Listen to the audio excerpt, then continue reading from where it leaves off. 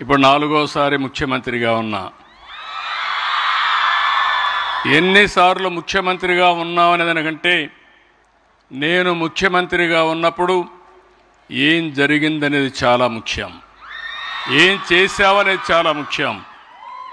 అందుకే ఈరోజు మిమ్మల్ని అందరినీ కోరేది, ఇక్కడే భువనేశ్వర్ గారిని చూస్తే మీకు స్ఫూర్తినివ్వాలని ఆవిడ విషయం కూడా ఒక్క నిమిషం మీకు చెప్తున్నా.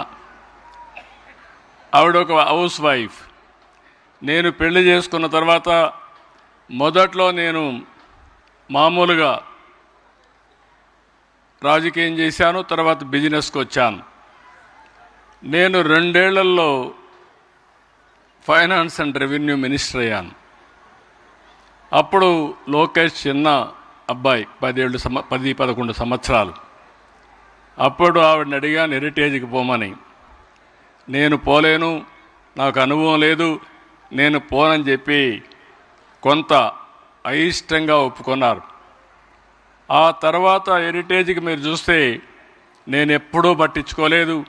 సమర్థవంతంగా పనిచేసి హెరిటేజ్ వ్యవస్థని, ఆ కంపెనీని బ్రహ్మాండంగా నడిపించిన వ్యక్తి భువనేశ్వరి గారు.